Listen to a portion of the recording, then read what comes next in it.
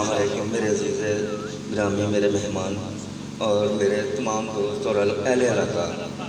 असल विच गल छोटी जी है कि असी लोग अपन नस्लों जरा ना पिछे छड़ के यारियां दोस्तियां पै के अपना टाइम बर्बाद करने, अपन नस्लों की जिंदगी बर्बाद करने। कहने का मकसद ये है कि तुसीं ये देखना कि साड़ियाँ नस्लों की तबाही किन्ने की है। कारगिल की जंग में कमांडो हाँ पाकिस्तान आर्मी का SIG का 6,500 जवान इस नवाज शरीफ की वजह लाशा दी चुकियां ने। ठीक है, 13,500 जवान साडा जख्मी से।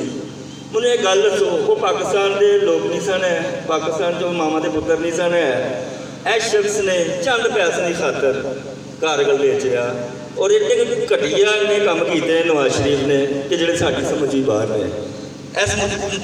इस वक्त जोड़ा भी तुसी अमल दखल करना है इलैक्शन वो सिर्फ यही है कि अपने बच्चों को देखना है कि कल इन्होंने वड्या होना है, इन्होंने कॉलेज चाहिए ने, यूनिवर्सिटियाँ चाहिए ने, इन्होंने अच्छी जिंदगी चाहिए है, तो वोट उत्थे पाओ जिथे कि इन्हों के मुस्तकबिल को ताकत मिले।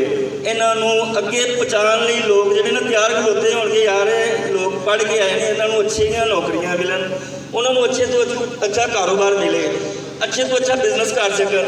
लेकिन साढ़े मुल्क ये चीज़ नहीं है।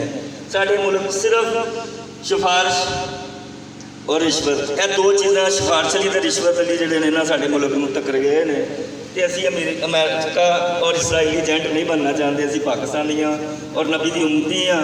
असी इन्हों ही वोट देना जोड़े कि साढ़े इस वक्त यह लोग वो ने जोड़े कि अपनी जान तली ते रख के इलैक्शन लड़ रहे हैं। अगर असी इन्हों की मदद नहीं करते ना तो फिर असी भी मुसलमान तो साडा दूर की गल, असी इंसान खिलाने भी लैक गए हैं। मैं यही कहना चाहवागा कि बड़ी मेहरबानी थी अपने बच्चे के दर्ज खाओ और इस मुल्क के दर्ज खाओ।